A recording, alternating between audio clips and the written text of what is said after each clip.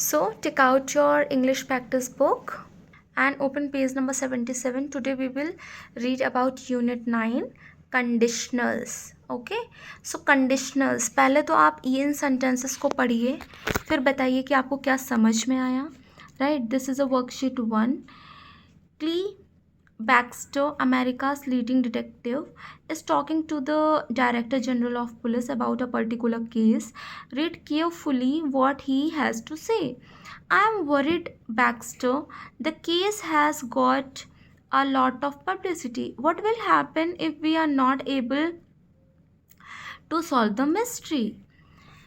So, यहाँ पे क्या आया है? अंडरलाइन वाला वर्ड देखा आपने? If we are not able to solve the mystery. Nothing to worry, sir. There's only one problem. It will take us more than a week if we test all the suspects on the lay of detector. Right? Now then, what should we do? Who can help us?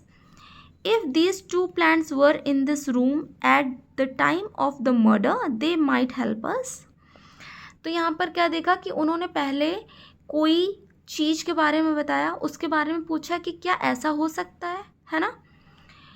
यहाँ पर अगर ऐसा होता तो वैसा होता करके हम बोलते हैं ना कि काश अगर आज मौसम अच्छा होता तो हम कहीं बाहर घूमने जाते, है ना. बट इन सेंटेंसेस को भी आप अच्छे से रीड करिए और अंडरस्टैंड करिए. Now see, come on next page. Now work with your partner and answer the following question. Why is the DGP very upset? अब बताइए DGP अपसेट क्यों था? So the DGP is very upset because he has doubt whether he can solve the mystery, कि क्या वो mystery solve कर सकता है. What will happen if they are not able to solve the mystery? So if they are not able to solve the mystery, it will become complicated. अगर वो mystery को solve नहीं कर पाते हैं तो वो और भी ज़्यादा कॉम्प्लिकेटेड बन जाएगी, है ना. Now second, how many weeks will it take if they test all the suspects on the lie detector? So if they test all the suspects on the lie detector, it will take more than a week. Complete the sentence. Those plants might help us if they were in the room at the time of the murder. तो आपने इन सारे sentences में क्या देखा कि इसमें पहले जैसे कि इस सेंटेंस में ही देखिए कि उसने बोला कि अगर ये दोनों प्लांट्स उस रूम में होते तो हम इस केस को और अच्छे से सॉल्व कर सकते थे, या ये प्लांट्स हमारी केस को सॉल्व करने में क्या कर सकते थे? हेल्प कर सकते थे. राइट. तो हम जनरली ऐसे ही बात करते हैं या नहीं करते हैं. अब देखिए यहाँ पर क्या बोल रहा है कि अगर सारे सस्पेक्ट्स होते तो मतलब उनके पास सारी चीज़ें मौजूद होती तो उन्हें ये केस सॉल्व करने में मुश्किल से 1 वीक लगता. और क्या है कि अगर वो उस मिस्ट्री को, उस रहस्य को सॉल्व नहीं कर पाते तो वो केस और भी ज़्यादा कॉम्प्लिकेटेड हो जाएगा, है ना. तो जनरली हम यहाँ पर क्या बोल रहे हैं कि पहला कोई स्टेटमेंट बोल रहे हैं, पहला कोई भी एक स्टेटमेंट दे रहे हैं और बोलते हैं कि काश ऐसा हो जाता, है ना. तो कंडीशनल सेंटेंसेस का मीन्स ही वही है कि in a conditional sentences one part of the sentence lays down of the condition. जो पहला पार्ट है वो कंडीशंस के बारे में बताता है कि कौन सी कंडीशन होनी चाहिए या कौन सी कंडीशन होगी for the action express in the second part. मतलब पहले वाले सेंटेंस को पढ़ करके हम कंडीशन का ये आइडिया लगाते हैं कि सेकेंड पार्ट में कौन सा एक्शन किया जाएगा, है ना. The part laying down the conditionally. और जब भी हम कंडीशन बताते हैं मतलब कंफर्म नहीं होता है कि हाँ ये होगा ही या ये नहीं होगा, तो हम वहाँ पर किस चीज़ का यूज़ करते हैं? इफ़ वाले जो भी वर्ड्स होते हैं, जो भी सेंटेंसेस होते हैं, इन्हें हम क्या बोलते हैं? कंडीशनल सेंटेंसेस बोलते हैं. Okay. The two parts in a way express a cause and effect relationship. You can see. Now see here, let us study these example. If it rains I will stay at home. क्या बोल रहे हैं कि ओह अगर बारिश होगी तो मुझे घर पे ही रहना पड़ेगा. I will stay home if it rains. मैं घर पे रहूँगा अगर बारिश होती है ना। तो देखिए पहला वाला जो सेंटेंस है उसके बिहाफ पे दूसरे वाले सेंटेंस की कंडीशन बन रही है ना, कि क्या बोल रहा है, अगर बारिश होगी तो मुझे घर पे रहना पड़ेगा। और दूसरे वाले सेंटेंस में वो क्या बोल रहा है कि मैं घर पे रहूँगा अगर बारिश होगी तो, है ना। If I save enough money I will go to Switzerland. वो क्या बोलते हैं कि अगर मैं ज़्यादा पैसा सेव कर लेता हूँ तो मैं स्विट्ज़रलैंड चला जाऊँगा घूमने के लिए। I will go to Switzerland if I save the money. तो यहाँ पर क्या है, वो उसने पहले से ही प्लान कर लिया कि मैं स्विट्ज़रलैंड जाऊँगा, बट उसके लिए उसको क्या करना पड़ेगा, पहले पैसे सेव करने पड़ेंगे, है ना। तो यहाँ पे सारे ही सेंटेंसेस में क्या यूज़ हुआ है, दो सेंटेंसेस दिए गए, बट जो दूसरा वाला सेंटेंस है वो पहले वाले सेंटेंस पे बेस्ड है और कंडीशन बना रहा है कि अगर ऐसा हो जाएगा तो वो वैसा करेगा, right.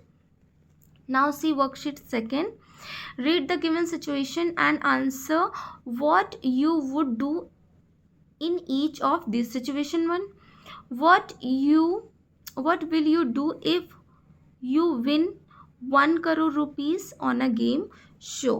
So you can see here, if अगर मैं जीत जाता हूँ तो मैं गरीबों की मदद करूँगा, ऑब्वियस सी बात है।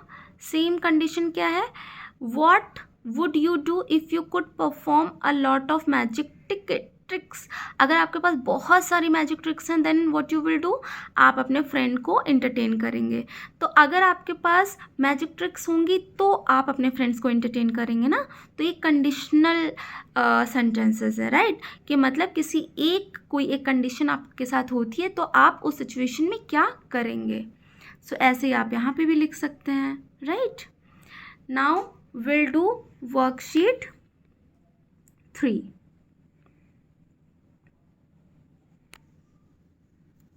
See, we use also if to talk about situations. if का use हम situations के बारे में भी करते हैं और events that did not take place in the past, जो past में उसका place नहीं ले सकती है। So if the weather had been fine, क्या बोल रहे हैं कि अगर weather fine रहता we would have gone for a swim, तो हम किसके लिए जाते, स्विमिंग के लिए जाते। If I had seen you, अगर मैंने तुम्हें देखा होता, I would have waited for you, तो मैं तुम्हारा इंतज़ार कर लेता। तो देखिए हम पास्ट टेंस में भी इफ़ का यूज़ कर सकते हैं। कुछ रूल्स हैं, यू कैन सी हियर, जैसे had plus past participle in the if part of sentence. तो ये आपको जनरली रूल अगर आप देख लेते हैं तो बहुत अच्छी बात है, अदरवाइज जितने सेंटेंसेस आप सॉल्व करेंगे उतनी अच्छी आपकी प्रैक्टिस होगी और आपको रूल ऑटोमेटिक लर्न हो जाएंगे, right. Now will solve next exercise. So see here, make a sentence about each of the given picture. अब आपको कुछ पिक्चर्स दी गई हैं, उसमें से आपको सेंटेंसेस बनाने हैं, तो आप ये देख लीजिए, right. She didn't here the doorbell, वो डोरबेल नहीं सुन रही है। If she had heard the doorbell she would have open the door, अगर वो डोरबेल सुनती तो वो दरवाज़ा ओपन कर देती, है ना। Now see here, now we'll do worksheet 4. Work with your partner, ask him or a question based on the pictures given below and let him her answer. अब आपको देखिए कुछ पिक्चर्स दी गई हैं, आपको अपने पार्टनर के साथ मिलकर वर्क करना है, उनसे क्वेश्चंस पूछने और वो आपको क्या करेंगे, answer. Right the answer in the space provided, आपको यहाँ पर आंसर लिखना भी है। So you can see the picture, ask the question of your partner and right the answers.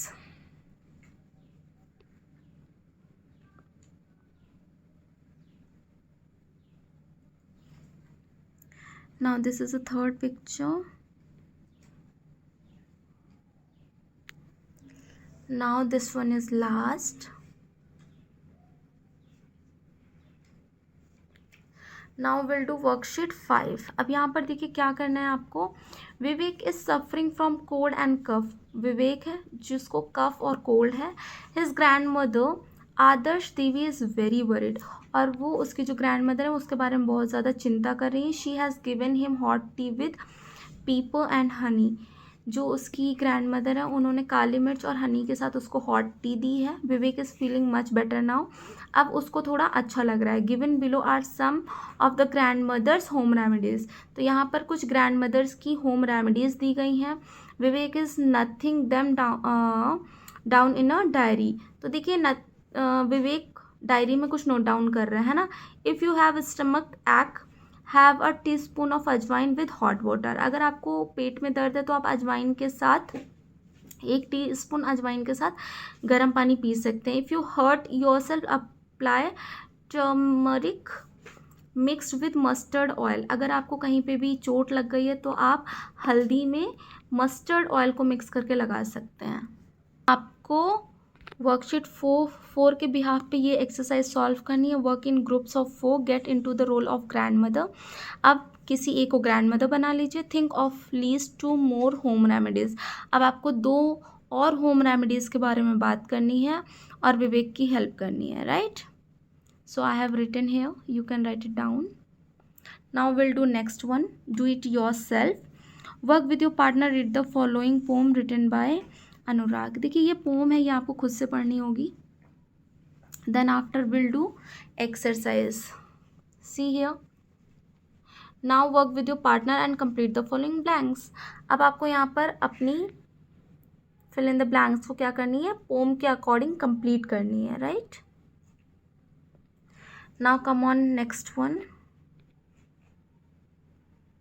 देखिए यहाँ पर क्या बोला जा रहा है. Ask the student to choose from a variety of topics like computer, radio, animals, dressing table, etc. Give them as many assuming topics as you can. Frame a similar poem. तो आप इन सब पे इस तरह की एक सिमिलर पोम बना सकते हैं. Right. Now see here. Get to know yourself better. Read what Snigdha has written about herself. अब यहाँ पे आपको देखना है कि स्निग्धा ने अपने बारे में क्या लिखा है. इफ़ आई फील लोनली, वो क्या बोली, अगर मैं अकेली होती, आई शैल लिसन म्यूजिक, तो मैं म्यूजिक सुनती. इफ़ आई फील बोर्ड, अगर मैं बोर होती, I shall read Ruskin Bond stories, तो मैं रस्किन बॉन्ड की स्टोरीज सुनती. इफ़ आई एम हंग्री, अगर मैं गुस्सा होती, I will count up to 100, तो मैं 100 तक गिनती. तो ये कुछ कंडीशंस हैं कि अगर ऐसा होता तो मेरे साथ सिचुएशन ऐसी होती, अगर ऐसा होता तो मेरे साथ सिचुएशन ऐसी होती, है ना. अब देखिए यहाँ पे क्या करना है. Now write down what you will do in the following situations. अब आपको कुछ सिचुएशंस दी गई हैं कि अगर आपके पास ये सिचुएशंस है तो आप क्या करेंगे. सो राइट इट डाउन. आप कुछ डिफरेंट भी लिख सकते हैं. So now your conditional sentences are completed. I hope all of you understand. Okay. Bye bye. Thank you.